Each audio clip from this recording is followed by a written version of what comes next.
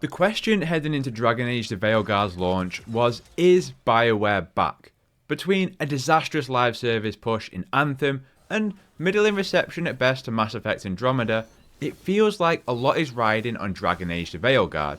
We're in an era right now where a game has to either be the greatest game ever made or the worst, and for a lot of people, there's just no in between. Dragon Age is neither of those things. That question, is Bioware back? It's a complicated one, because just like video games evolve, so do studios. The team that made KOTOR, Mass Effect, is different, just like those who made Halo aren't making Destiny at Bungie, and take the evolution of God of War from its debut in 2005 to what we now have in 2018 and with Ragnarok. Dragon Age The Veilguard lives in a post-Baldur's Gate 3 timeline, a game that felt impossible on multiple levels. And of course, this comes a decade after the last Dragon Age entry. What I respect though about Veilguard is how confident it is in what it wants to be. Like I say, it's both brilliant and baffling. Brilliant in its character offerings, the companion quest you go on, the world you're a part of, the revelations that the plot delivers, and a final 3 to 4 hours that I don't think anyone does better than Bioware. Baffling in that, yes, it is an RPG, but you don't define your Rook, you play as Rook. Rook isn't you, you are Rook. This game has been widely criticised for its tone, and with that I both agree and disagree. I think it's fine to write characters who believe in hope and optimism, especially in a world right now that is so divided and driven by hatred. And how you feel as a person, how you are, I think will define how you feel about Rook. Because, like I say, you do not shape your Rook's personality, you just shape the choices here. So maybe you think, well, that's not an RPG, but it is. There's this illusion that many choices you make here don't matter, but they do. Choices made in main quests can impact side quests, even of the most minor nature. You will make big, tough story choices in this game still. But to be honest, the idea of RPGs, CRPGs, ARPGs, I don't think it means that much anymore. What truly matters is this is a Bioware game, but it's a different Bioware game. Mass Effect, you think of Paragon and Renegade, and somewhere in the middle, KOTOR, the Jedi, a Sith, and that balance in the middle. Dragon Age The Veilguard doesn't offer that kind of player choice, and how much that affects you is down to each individual. And like I say, if you want to be this arsehole who is horrid to his team, that doesn't happen here. The positive, cheery tone is not a drawback for me in particular, but there's moments here that deserve more reflection on the moment that is happening, more than just, yeah, we pulled together, we got this. And it does have that feeling at times of that reworked live service that this game was maybe originally intended to be, like an unnecessary, convoluted gear system that I can work with because I play so many looters, and it seems basic, but it's not necessary.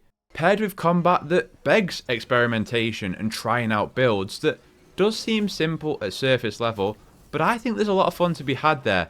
Unfortunately, it's paired with minimal variety in enemy design. This is my first Dragon Age, so I've no horse in this race when it comes to previous tone and combat and systems that other Dragon Age games might have had. It's not the Bioware RPG I personally expected. It's a journey full of bumps, memories, frustrations, and bonds. Often it's the journey and not the destination that matters. But here it's different, because when you get a destination that is this good with those concluding hours, that is Bioware at its best.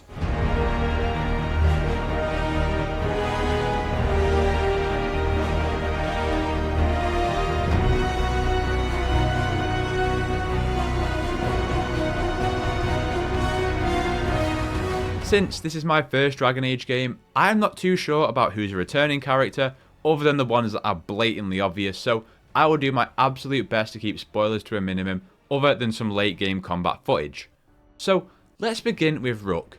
I said that in this game, Rook isn't you, you are Rook. A good comparison point to me is something like Guerrilla's Horizon game, where you play as Aloy. The difference here is that you're creating Rook and your backstory, but fundamentally, you are playing a character. Again, I haven't played the other Dragon Age games, but speaking from experience in KOTOR and Mass Effect, sure, you can be that same optimistic, loving, caring protagonist, but equally, you can just punch someone in the face for annoying you in those games. I think one way in which Bioware shoot themselves in the foot here is that false sense of giving you this personality that you can give Rook by placing icons next to dialogue choices here. Those icons and choices vary from loving and caring, humorous and banterous, stern, teary-eyed, and then actual romance. The problem here is these conversations often don't define much in terms of how your Rook is. So you might be really annoyed about something and give the arms crossed angry response, and Rook will carry about 10% of that anger into the sentence and just be like, huh, how annoying. It doesn't help that the dialogue you often pick will not match what Rook actually says, and therefore there's this baffling discrepancy between what you chose and what the output actually is. And this comes back to the tone of the game overall. I push back on the narrative that this game's tone is almost toxically positive, and it's not dark or dreary. This game has moments, I think, of sadness and despair, and environments of eeriness and dampness when you visit environments covered in blight. The issue I have with this is how often some of these moments where you've lost a battle, been pushed back, or maybe something disastrous has happened to a companion. There's such little room for doubt and sadness. It's, we do this together and we'll make it through, where the moment isn't fitting of the message and the conversation the game has you make. That's where I'm disappointed, because I think there's nothing wrong with writing a character who is to be this embodiment of encouragement, confidence, friendship, and ultimately hope. And it all just comes back to, who are you and what do you want to be? If you don't like and don't resonate with feelings of optimism and confidence and the willingness to do what's right, I don't think you'll resonate with Rook and Rook's messaging. So yeah, this idea of is Bioware back? It's a different Bioware protagonist where you don't stamp your imprint on the character, more what just happens around them. Which brings us to this game's story. I think something Bioware should be proud of is, for me, as a newcomer to the Dragon Age series, how well onboarded I felt in those opening hours. Enough to feel involved and wanting to learn more about this world and its characters. It is a tough task, and one that I think Bioware did a good job in that as the newcomer, you've got to help me understand the prior events that this universe had, but also you have to feed those long-term fans. It's such a tricky balance that it doesn't always get right, and there was a few moments in both side stories and the main plot I didn't understand fully, or at least till later on, but on the whole, I think this was a job well done in terms of onboarding new people. As for the overall story, again, I'm not going to dive too deep into the main plot. I'll be honest, I was so disappointed with the two main villains here. I had no real understanding of what I was in for before playing, but for me, Solus was the real highlight here. The two main villains being the gods just felt really one note. They had big presence when they'd appear on screen, and I'd be like, oh boy, my team is in trouble here. But as far as caring for their motivations and them as characters, I didn't really feel much for them. Solus, on the other hand, is one of my favourite aspects of this game. How he is a constant throughout the journey, the revelations that you learn about through both main plot and side content, which none of the side content has major implications on the main plot that most games would be terrified to put as side content. He is a constant presence, and every single interaction with Solus I was compelled by. He's probably the best written character in the game, with so much depth that I always look forward to my next interaction with him. One thing that I was very impressed by, that despite having no prior investment in the Dragon Age lore or story, when big revelations occur in this game, they felt big, even to me. This world is really rich with lore. There's obviously so much to read and decipher from what's revealed in those quests, but also the codex entries. Obviously, this is a Bioware game, and in that comes a story where your choices do matter. The final few hours of Veilguard are the kind of hours that if people ever say, why do you play video games? What makes them special? I'd love to bottle those hours up and show them that. The impact of your decisions, the strength of your allies, the relationships that you built with your companions. Not many, if any, do it better than Bioware do when it comes to delivering on your finale. I really do think, in a different way, it's got a lot of Mass Effect 2 energy in how it handles its finale. I'm not sure it matches that because I personally connect more with the Mass Effect companions, but you make just as big choices in those final few hours, and when a choice pays off, it's so gratifying after you've worked for the rest of the game to build up a companion's relationship or to strengthen a faction. But it's equally as crushing when you send the wrong person to do a task and something goes wrong. There's real consequence here, and that's when Bioware is just so good. Couple that with the environment of the last mission and the music, actually incredible music. Something that for a large portion of the game, I was like, nah, this is okay. But again, those final few hours, they just crank the music up and it is impeccable. The way it soars in those moments of rallying, the battles, the bosses, it just comes together so well. Not many games stick the landing, but this really does. I would though have liked the earlier, prior hours to feel more impactful. You make a pretty big choice early on that I feel like didn't have the ramifications that it should have done. You feel it in the world and you see it in the world and it affects the companion's abilities and partly in how you can have a relationship with them, but I think it's a little bit of a shame to not feel major implications of choices you are making in the main quests until those final hours. I was surprised, however, in how choices can show up in a variety of ways. How decisions that I'd taken in a main quest would bear fruit in a companion quest. How a side mission could alter something huge towards the end of the game. I agree in the notion that often how you say things changes little in terms of how this game plays out, but I push back in that actual decisions are meaningless and have little impact. It's just the scope of it all. So whilst you may say it's not an RPG in being able to define your rook, it absolutely is an RPG in building those companion relationships, making choices both minimal and massive, defining your character combat kit, and having an impact on the world around you. One final aspect of the story that I will touch on is the involvement of the gods. Like I say, I wasn't too keen on the gods in general, but I think it's almost compulsory to do the side content of this game to feel the larger meddling and impact of the gods that they have on this world, because without it, they're even more underbaked. I said that the companions I don't think are on the level of Mass Effect, and I stand by that. That doesn't mean they aren't great, and one aspect that I really enjoyed but simultaneously it was let down by was the level of reactivity here.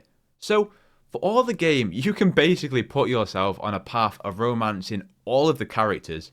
Genuinely, just keep clicking the love icon every time it appears, even if the moment isn't right, and there's no ramifications in doing so. You can romance all the characters up to the point where you have to lock in a romance, at which point you'll then commit exclusively to one.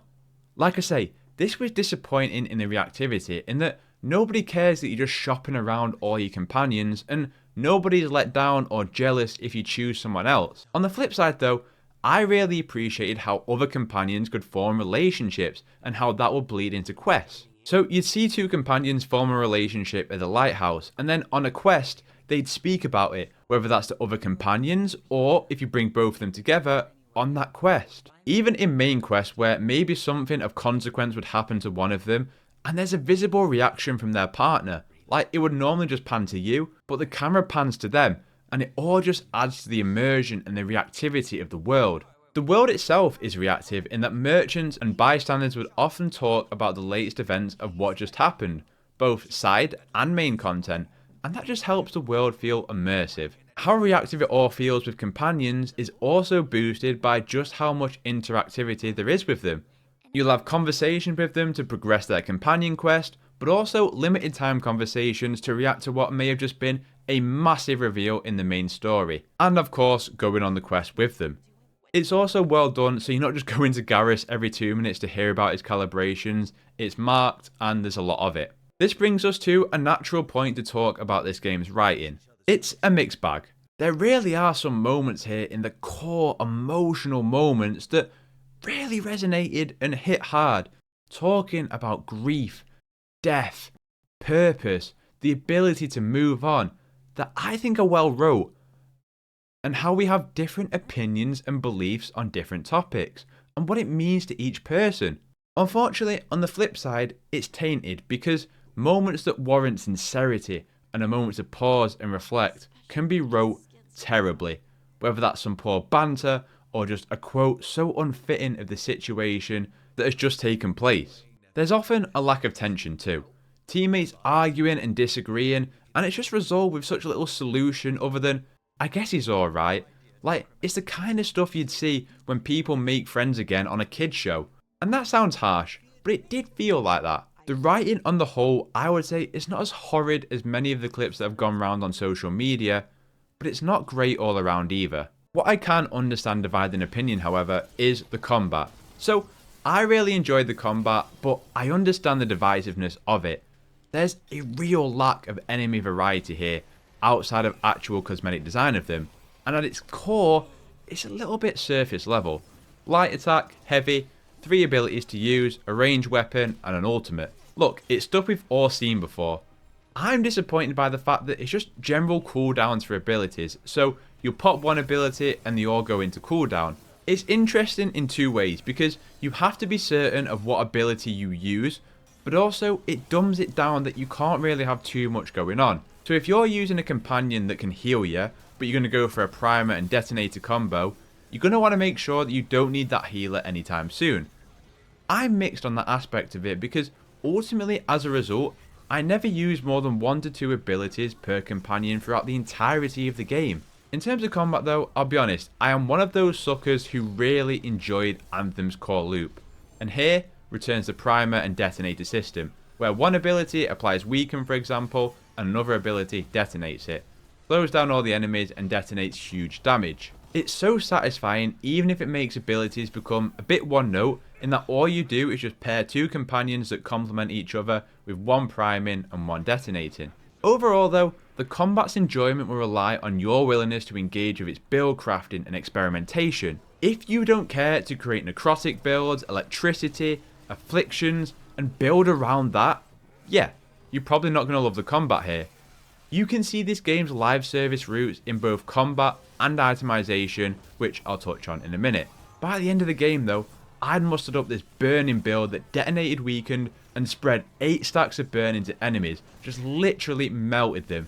And as such, I had a lot of fun with making a build here. So I think combat enjoyment will largely be dependent on a player's willingness to engage with its build crafting systems, which there are a lot of by the way. Lots of afflictions to apply, and then 1 of 3 specializations that you can spec into in the class that you play in. You also have the ability to respec at any time for free, which is a lovely quality of life feature. The itemization I did not like. It's just so unnecessarily convoluted. So there's 2 types of gear in the game. There's the base gear that can be upgraded all the way up to legendary, and then your unique or mythical gear that are one-offs. The gear that can be upgraded can be done so in 3 ways, but the main one is by collecting more versions of it. So it may start off as a green uncommon weapon, and then you find another version of it, maybe in a chest, so it'll become blue, and unlock the next perk that the weapon has, all the way up to becoming a legendary. But it's just so unnecessarily complicated in that you can randomly find another version of that weapon in chests in the world, or you can buy it off item vendors from the different factions, which you also need to level up. Then you also have upgrades from the Caretaker, who can upgrade its base stats and apply enchantments like more health or longer burning duration, that kind of stuff. It all just gets messy. It's something different, fair enough for trying, but sometimes the traditional manner is what's best. It feels like a repurposed system from what was the original live service offering. And when you pair that with faction vendors and how they're leveled up with valuables and doing quests in the region and faction quests, you sometimes can't even get them all leveled up to then be able to buy the item to then upgrade it, and then you're just relying on finding it in the open world. So whilst I like the fundamental design of the combat itself, and by the end really enjoyed it because of the build I did, what around it isn't of the same quality. It feels too random for something that's a finite playthrough. Something I haven't spoken about enough is this world. It is stunning. Look, we're all loud when we get crap PC ports, poorly optimized games, and just bug after bug after bug we're almost numb to it now. We should shout equally as loud about Dragon Age The Veilguard's optimization, technical polish, and performance. I struggle to think of a game that has ran better on my PC and looked this good in the last 5 years or so. Seriously. No third-party de novo, no EA third-party application, just straight on Steam and runs magnificently. And with it running so good and then looking this good, it's a real visual treat, and one that should be the benchmark of the industry. The environments are outstanding, and while some are colourful and bright and very light, there's also your mould and your rot and your dreary darkness environments too. Fair enough, art direction may not be what Dragon Age has always been, but I think they gave us some really exquisite environments to be immersed in here. I have an issue though, is that you don't really look around other than the main times you should be, because you're looking for chests and wolves to go and get skill points from, and altars and enemies to fight, that you're always kind of looking down on the environment and not at it and around it. There's so much to pick up and collect, like chests, mementos, valuables, health, and the puzzles. I do enjoy the linear aspects of these maps. Like, I've personally become quite apathetic to open world design, and I like the balance here of these linear maps and quests without feeling overwhelmed walking forever to get from A to B.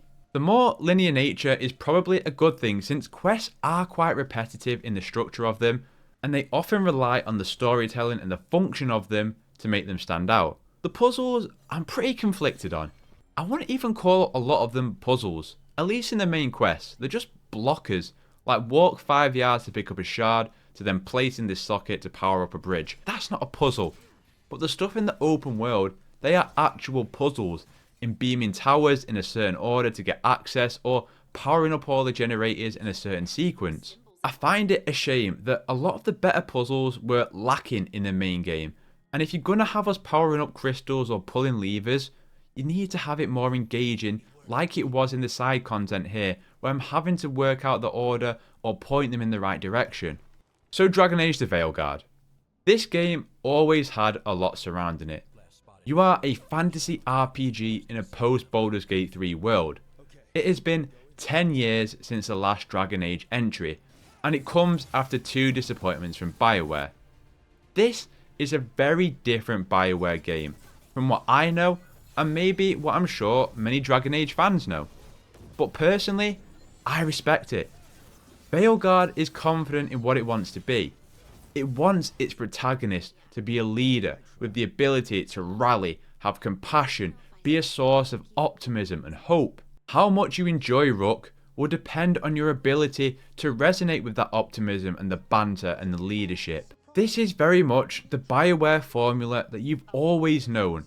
You are growing your relationship with complex and likable companions, building a trust and a backing with the different factions, and resolving the situations to help them out.